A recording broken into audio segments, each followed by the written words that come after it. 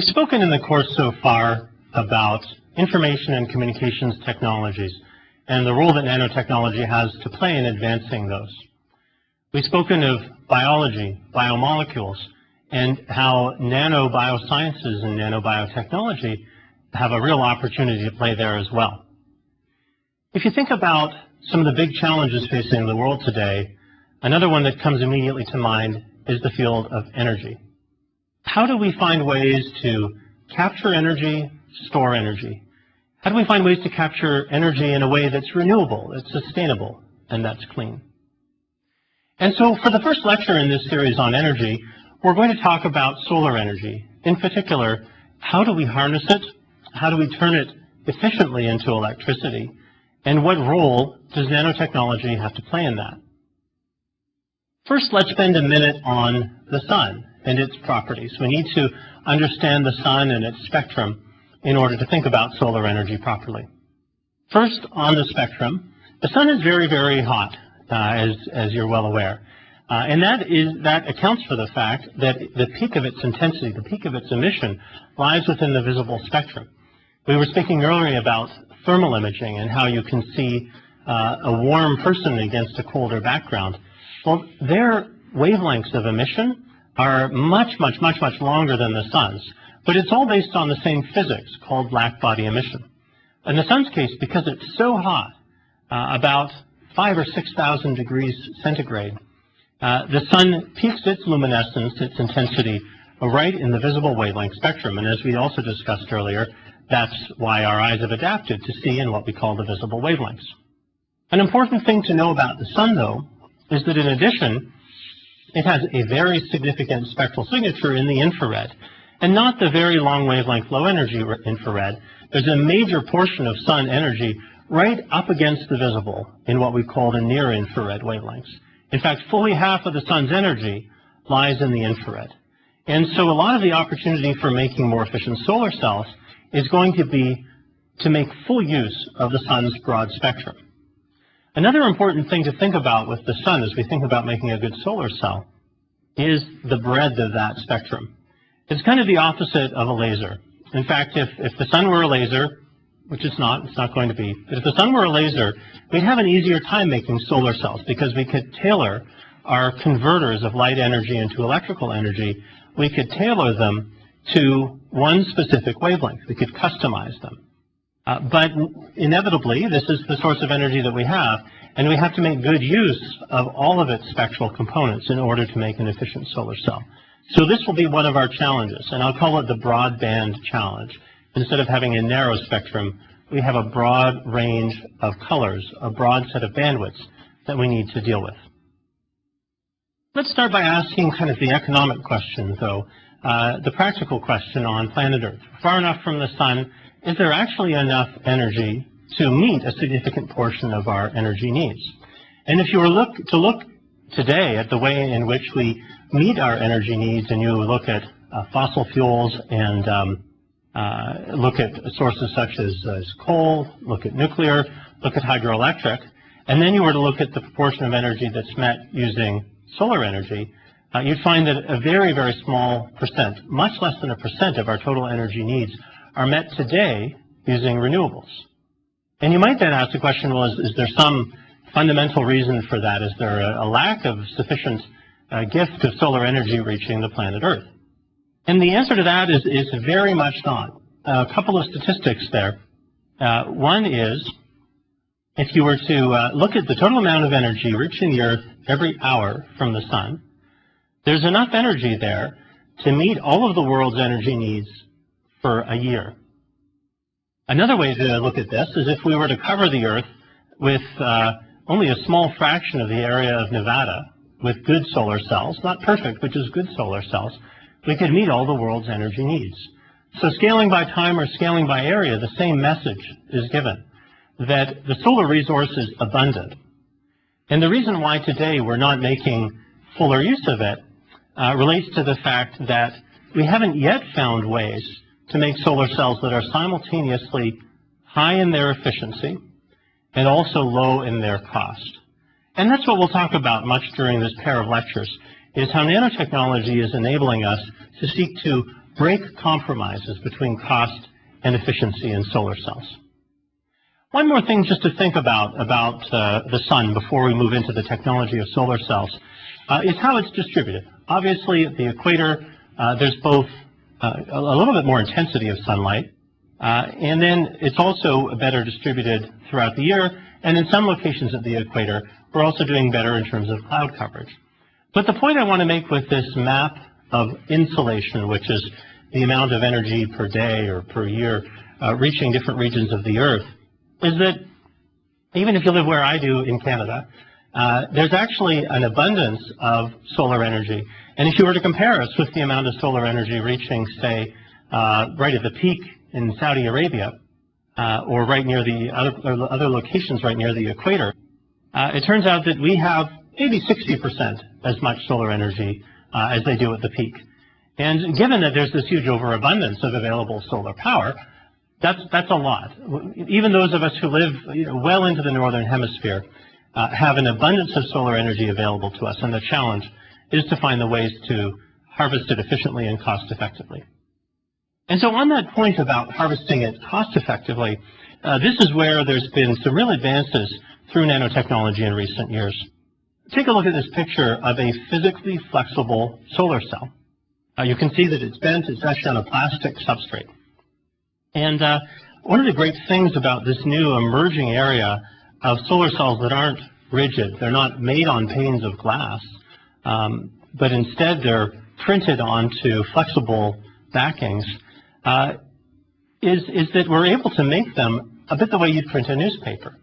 We're able to use roll-to-roll processing in order to make these flexible solar cells in a manner that's very cost-effective. Instead of being a sequential serial process like the semiconductor industry, we've talked about these semiconductor wafers that go through lithographic fabrication stepwise. Well, instead, it's a serial process, a continuous process. And these flexible solar cells are offering promise of significant cost reductions as a result of their ease of fabrication. The other great thing about being physically flexible is that their ease of deployment is enhanced as well. A significant part of the cost of getting a solar cell system installed isn't actually in the manufacturing of the solar cell or the module that you put onto your roof. It's in putting it onto your roof. These heavy materials, sometimes there's a need to reinforce the roof as a consequence of trying to install these heavy materials on top of them. So lightweight, flexible solar cells that can be readily integrated into a building, in cases even integrated into the building materials themselves, offer great promise for reducing this other half of the cost of the solar system, which is often referred to as the balance of systems cost. Let's take a look at another slice at the kind of Moore's Law concept that we spent lots of time in on technological roadmaps. Silicon-based solar cells actually have their own Moore's Law as well, a rate of improvement in the efficiency to cost ratio in these solar cells. The challenge, though, is that if one projects this law, this empirical observation for the rate of improvement of power versus cost in these solar cells, one would predict that it would be many, many decades until we will have, based on conventional existing solar technologies, until we actually have these turn into compellingly cost-effective technologies. So this is where many in the field call for a breakthrough. They call for a need for something that will take us off the just extrapolative improvement in solar cell efficiency, and that will take us into a new regime. And so here, people talk about generations of solar cell. A first generation, such as the silicon solar cells that we will talk about together during this lecture, that have offered improvements in efficiency over time and reductions in cost, but not a disruptive change, not a step change.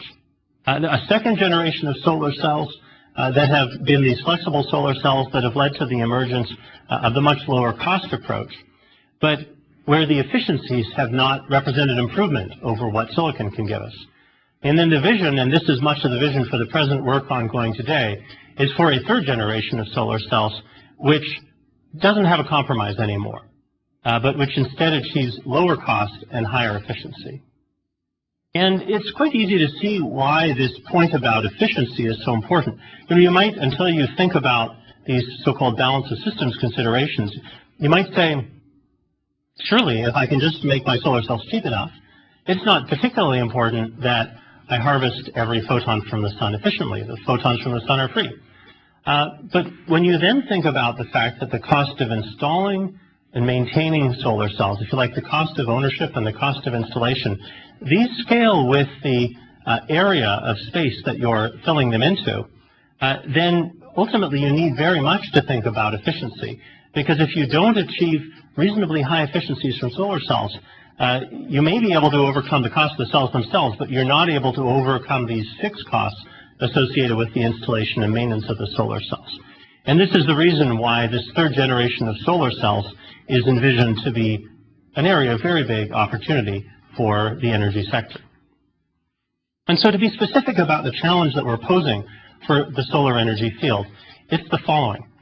It's that using existing technologies, which we'll dive into now, we've achieved certain efficiency improvements, but there are fundamental upper bounds, physical boundaries that we'll describe on how efficient you can ever get a solar cell based on a single semiconductor junction to be. And we're starting to get reasonably close to those bounds. And so with the incumbent technologies, there are limits to our capacity for further improvement. The opportunity for the third generation solar cells is to take us beyond those limits, is to make such better use of the sun's broad spectrum that we overcome the traditional limitations on solar cells based on a single semiconductor junction. So let's now dive in and let's talk about the basics of solar cells, how they work, how they relate to some of the materials that we've spoken about in the course together, and then ultimately how we're going to make them better using nanotechnology. So let's now talk about the semiconductors themselves. We've referred to semiconductors throughout the course. We've spoken of their different spectral absorption characteristics. We've spoken about how there are photon energies that are too small to be absorbed within a semiconductor, and others that are sufficiently energetic that they do get absorbed. Let's put a little bit more formalism or vocabulary around these ideas of absorption inside a semiconductor. And I'd actually like to start back at where we began. I'd like to start with atoms, the atoms that make up the semiconductor. When the elements, let's take a silicon element, silicon atom, for example, exist in isolation. They're not part of a semiconductor, but when an atom exists in isolation, it has these shells that we talked about, these shells that correspond to the energetic levels that electrons fill up that account for silicon's particular membership in a particular column of the periodic table. These are what we call discrete energy levels. They're very well defined.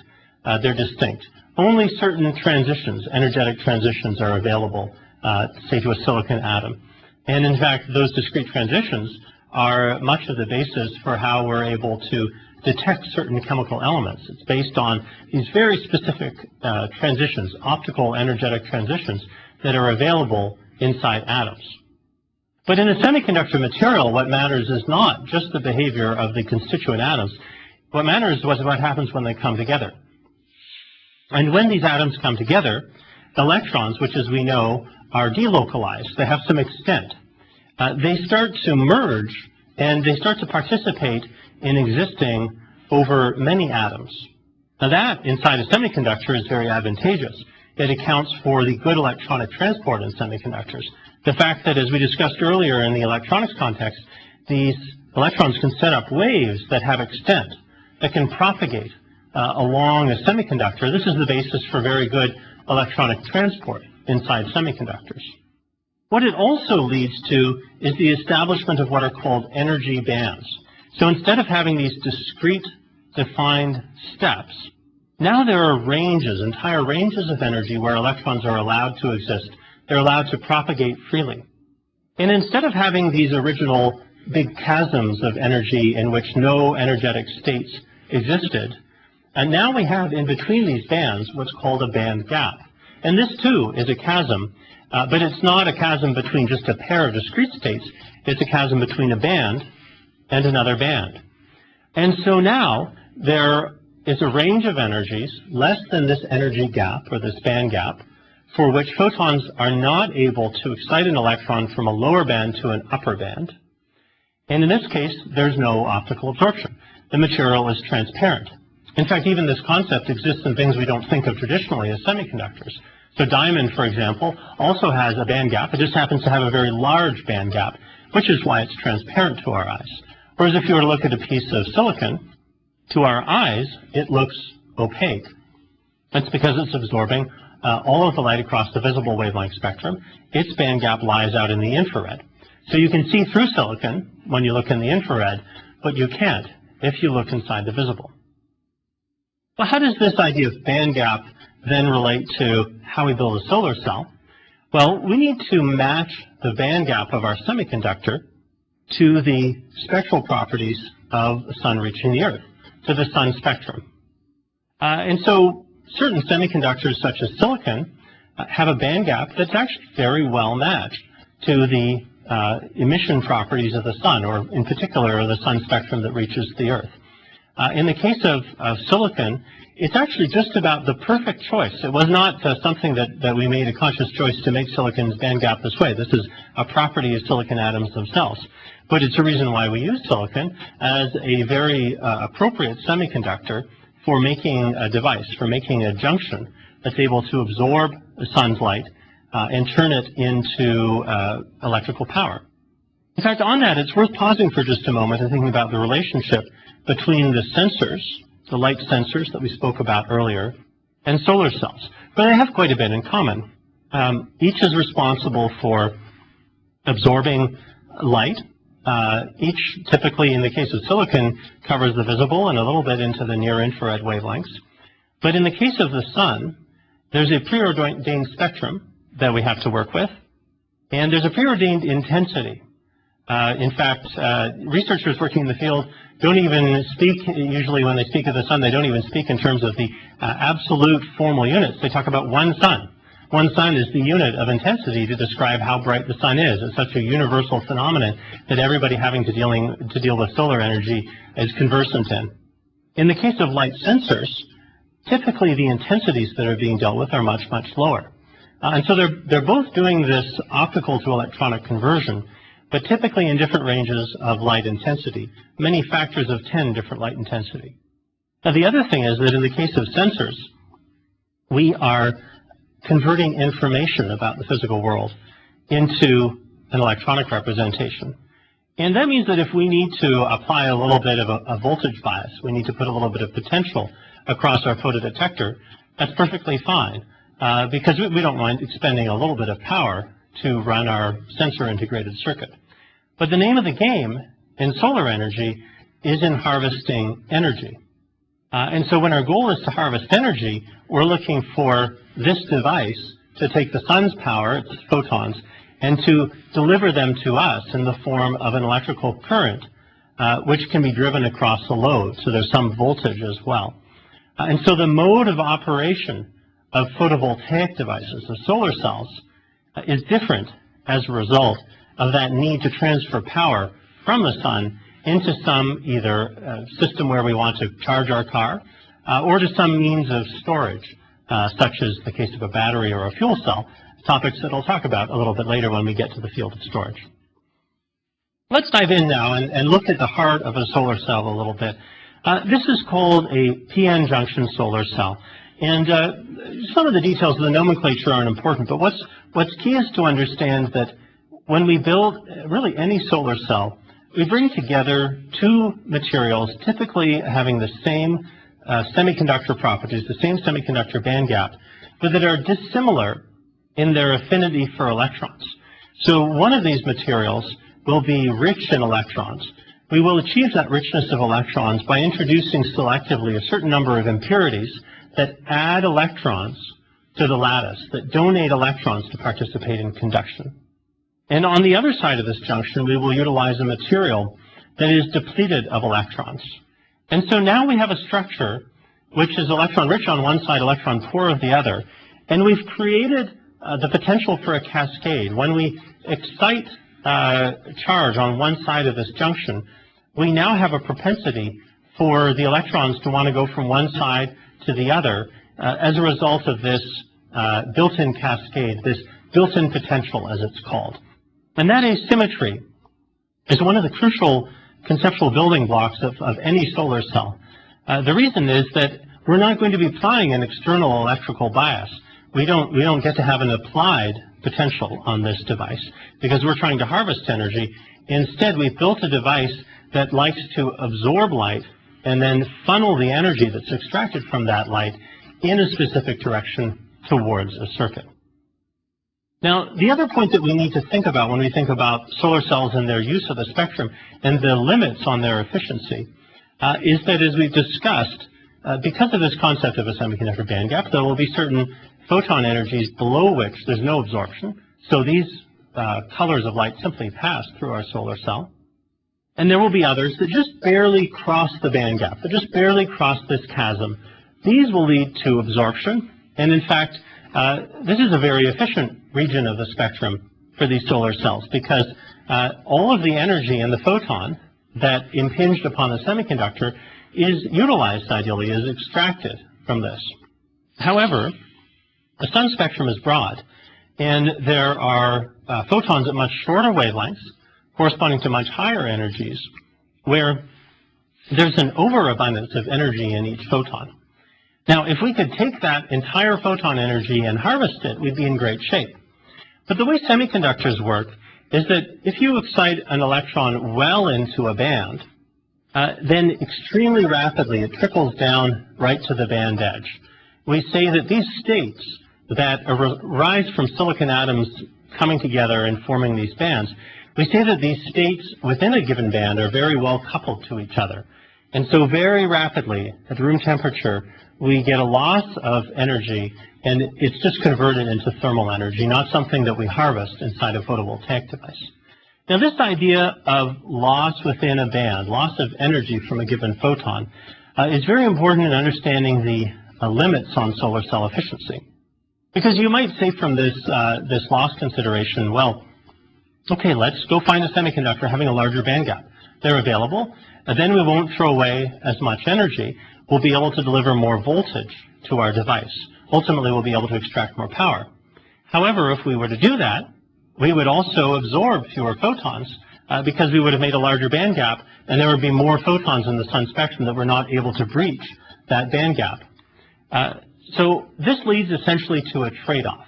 It leads to our choosing a semiconductor band gap that is small enough that we harvest many of the sun's, a good fraction of the sun's photons, but large enough that we don't do too much throwing away of energy from the juiciest, from the most energetic of these photons that come in. But it is a trade-off. And as a result, when one works with a semiconductor device, a photovoltaic device that is based on a single band gap, a single type of semiconductor, one is limited not to 100 or 97 or 95% overall power conversion efficiency, but instead the upper bound on the efficiency with which one can extract energy from one sun intensity, from the amount of intensity reaching the Earth's surface, is closer to 30%. It turns out that at the right price, that's not a bad efficiency either. But it's important to think about the limitations of solar cells based on a single choice of semiconductor and how they arise from making this choice to work with a material that has a fixed band gap and that leads to some loss of energy through this thermalization process within the bands. The final introductory concept that I'd like to spend a moment on with respect to solar cells is how do we think about this efficiency in terms of a current delivered and in terms of a voltage.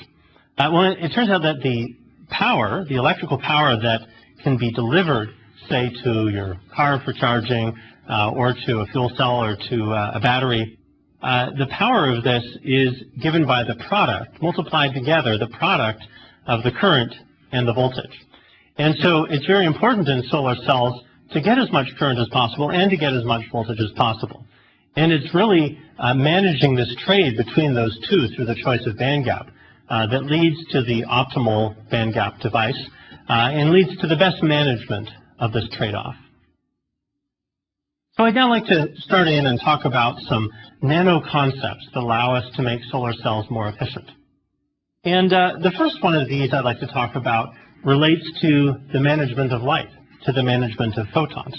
In fact, these concepts are already being utilized in solar cells that can be purchased today, that are available. And one of these concepts is actually quite simple to think about in terms of fabrication. It involves trying to make a rough surface, trying to make a textured solar cell. And the reason for doing this is the following. Within silicon, and we talked about this in the context of photodetectors, silicon is a reasonably good absorber. It's actually a very good absorber of blue photons, of the more energetic visible photons. But it gets much weaker in its absorption of light as we go to longer wavelengths, even those above its band gap. The name for this phenomenon is that silicon is an indirect band gap semiconductor. Now, when we try to make an efficient solar cell, clearly we're trying to absorb all of the light across the sun spectral region that we are absorbing at all, anything that's above the band gap. And it turns out to be necessary in silicon in particular to make a very thick wafer of semiconductor in order to absorb all of the light in the infrared because of this weak optical absorption that occurs in the infrared wavelengths. And that is one of the things that's driven up the cost of silicon solar cells historically, is the need for a very thick quantity of very, very pure, very, very high temperature fabricated material. And what happens when we roughen the surface of a silicon solar cell is that instead of light simply passing into the cell and then, if it sees a mirror, bouncing back out, we instead create the opportunity for multiple passes through this device. So light is able to pass in, and then it sees this roughened surface. If you like, it sees a rough mirror. And instead of turning right back around and bouncing back out of our solar cell and losing its chance for absorption, it's typically reflected or scattered off in a different direction. And so instead of just leveraging the thickness of the device for absorption, if we can couple in and then couple sideways, we're able to increase the interaction length. We're able to overcome this weakness in the rate of absorption that occurs within silicon by using a textured substrate. It turns out that the exact shape that you want to do this with is actually very important. You want to think about the angles and even the sharpness of the angles that are used for scattering of light. In fact, this phenomenon where we get light into one of these semiconductor materials and then we get it trapped in there and we give it multiple opportunities to bounce around, it's called exactly that. It's called light trapping. And many interesting techniques have been devised in order to achieve this. Of course, if you had to make these spiky structures, every one exactly perfectly the same as all the others, that would be a challenging and probably a costly semiconductor patterning and etching process. It would start to look like what we do in microelectronics and nanoelectronics. But for solar cells, we're trying to make things that are big. We're trying to make things that can be spread across a roof and do so at low cost. And fortunately, a number of techniques have been discovered to make structured silicon surfaces without having to go in and actively pattern every little spike, every little valley in order to make one of these light trapping structures. And the technique actually uses a chemical etching where silicon has these particular directions. Like all crystals, silicon has these particular directions known as facets. These are like the facets of a diamond that you can see. And when you introduce a chemical etchant, they can chemically etch in a particular direction. They can etch along a particular facet. And so they're naturally prone to taking a planar surface and starting to carve it into these triangles, into these hills and valleys, or spiky mountaintops and valleys. And as a result, there are now very low-cost and convenient methods to make nanostructured silicon surfaces that are very prone to want to trap light. So we've covered the basics of solar cells. We've covered the huge opportunity that solar energy harvesting represents. We've talked about the underlying principles of matching the behavior of a semiconductor used to capture light with the broad solar spectrum. And we've just started to touch in on how nanotechnology can be our friend in enabling the efficient capture of energy from the sun. In our next lecture, we're going to dive in further and really spend time on how we're able to take advantage of the nano world, control over the coupling of photons to electrons inside semiconductors to make solar cells that break the historic compromise between cost and performance.